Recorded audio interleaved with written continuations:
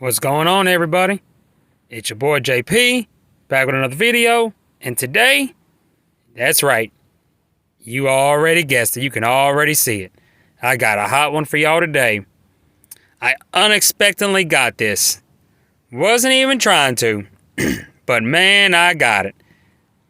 This is the Realme X2 Pro.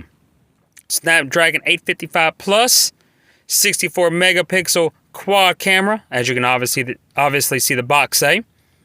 There's your gel case, the booklets, the little box that the case and booklets come in, making this quick and easy. And that right there works up a lot of magic. Your USB Type-C cable and your Super VOOC charging brick. That sucker there charges this bad boy up at 50 watts. This thing gets 0 to 100 in like 20-25 minutes. And boy, this phone is sexy. It's literally based and built just like the OnePlus 7T. And for a lot of y'all that don't know, Realme is a sub-brand of Oppo, which is a sub-brand of BBK Electronics, which is the same parent company of OnePlus. They also own Vivo, and of course Vivo owns iQOO, which is, a gaming phone conglomerate that was, created earlier this year. IQOO, IQ is, I think it's just pronounced.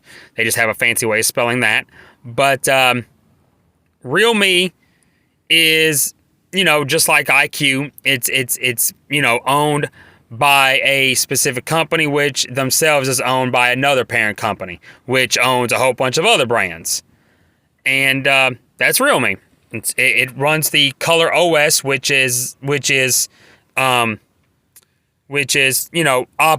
UI, because Oppo, Vivo, and OnePlus all have their own interfaces over Android. A lot of people, for obvious reasons, prefer OnePlus's Oxygen OS because it is near stock.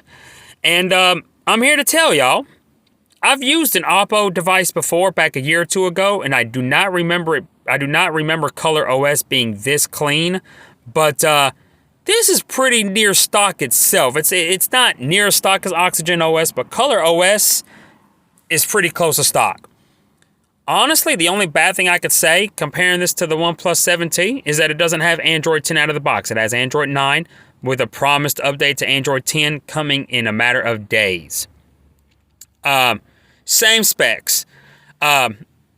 This has quad cameras versus the 3 on the OnePlus 7T, and there are tons of videos comparing the two where this one does in fact come out on top. The OnePlus 7T's main lens is the 48 megapixel that has been used all year by your flagships. The Sony sensor, the IMX 585 or something like that. This uses Samsung's new 64 megapixel lens. And of course, you're going to see a lot of manufacturers move over to Sony's 64 megapixel lens pretty soon. But this bad boy takes great shots. You can pull up plenty of videos of it on YouTube. 8 gigs of RAM, 156 gigs internal. They have a 12 gig model as well with 256 gigs internal. No SD micro expansion, just like the OnePlus 7T. There's your camera setup, your Realme branding. Now, one thing this does have that the OnePlus 7T doesn't have is, boom, you guessed it, a 3.5 millimeter headphone jack. There's your USB Type-C, your speakerphone. This phone is just gorgeous. The build quality is amazing. There's your power button. Volume rocker right there. There is your teardrop notch, obviously. And in-display fingerprint sensor, and it works amazingly fast. Oh, that's right. I forgot I didn't set it up on that finger there. Oops. I usually set it on both fingers, but I didn't. So let's try that again. Look how fast that was. It also has facial recognition, of course, the 2D kind, the unsecure one. But works pretty good.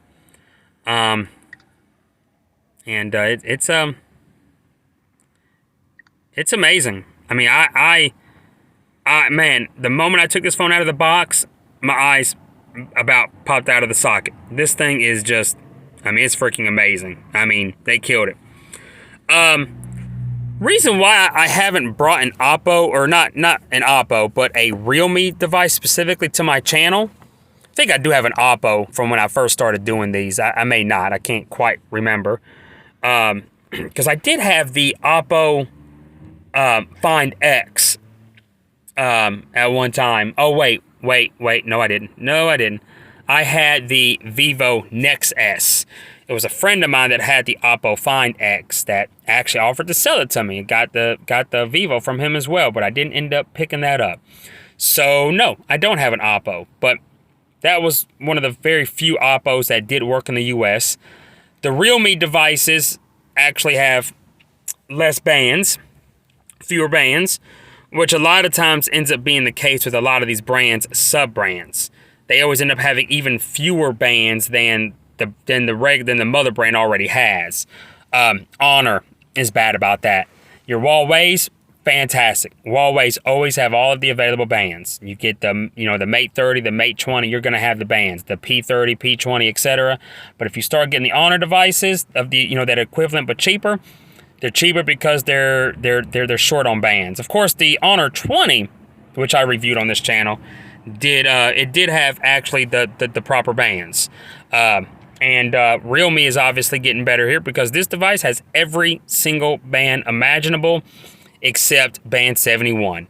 But other than band 71, which is, it's very critical. I mean, it's very important to T-Mobile service, but it's not critical. I almost said critical, and that wasn't the right word. This phone has all of the other bands that you need. It has 60, I'm not sure about 66, so don't hold me to that, but I do know it doesn't have 71, but it does have 2, 4, 5, 12, and 17. 2, 4, 5, 12, and 17, which are all critical for AT&T and T-Mobile. So in case y'all are wondering, and Realme devices are always missing band 5, or not band 5, but band 2. Which is more important for AT&T than even band 5. But their phones are always missing band 2 and band 12. And of course, by missing band 12, you're also missing band 17 because they're AWS. They go hand in hand. But this phone has all of those bands. All of them.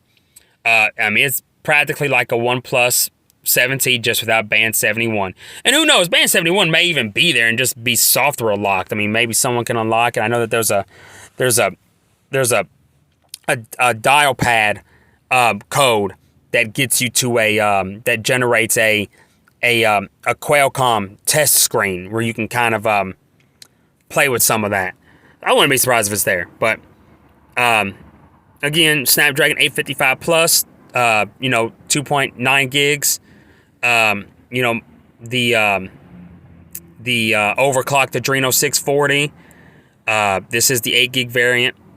And this phone is spectacular. It does work in the US. It fully works, especially if you're on AT&T. And honestly, I can recommend it for T-Mobile too, unless you just have to have, and you just rely on band 71 for whatever reason. I've only ever seen T-Mobile really rely heavily on band 4 and 12. This has that. But again, 50 watt Super VOOC charge, even faster than OnePlus's advertised Warp 30T charge. Obviously, the 30 stands for 30 watt. This is 50 watt. This phone you can easily get in the US. I got it off of eBay, never MSRP. Man, it was only like $459.99, $460 basically. You can't beat that. The OnePlus 7T cost $600. This is $140 cheaper, and it is practically the same phone, minus slower software updates, obviously. It's the same phone. It even has the same 20:9 aspect ratio that the 7T has. A lot of people don't know that the 7T doesn't quite look exactly like the OnePlus 7 did earlier this year. The OnePlus 7T, or not T, but the regular OnePlus 7 without the Pro, without the selfie, the slide-out selfie, just with a teardrop, had a 16:9 aspect. This has a 20:9 aspect, which the 7T has, and this has. That's kind of a new thing right now. Everyone like Sony and like Sony and Motorola, they're kind of dipping and dabbing into the whole 21:9 aspect ratio for that cinema feel, when watching movies on the phone and whatnot. And the 20:9 is kind of the in-between, in between 21:9 and 19:9, obviously. It's pretty simple mathematics there. But anyways, y'all, so glad to bring this device to y'all. Realme X2 Pro. So glad I got this. I keep wanting to say XT, but it's the X2 Pro. And this phone is hot, y'all. Kind of give y'all a look at the interface here. I mean, it's very stockish. Beautiful layout, honestly. The screen is just gorgeous. It is a 1080, 1080p, Full HD plus, Super AMOLED. It's the same fluid AMOLED that that OnePlus advertises. This bad boy even has the 90 Hz display. So again, just like the OnePlus 7T, but cheaper. I mean, you really can't beat it. Got the gestures turned off. I'm using the basic buttons here, but trying to find my display settings here. Screen refresh rate.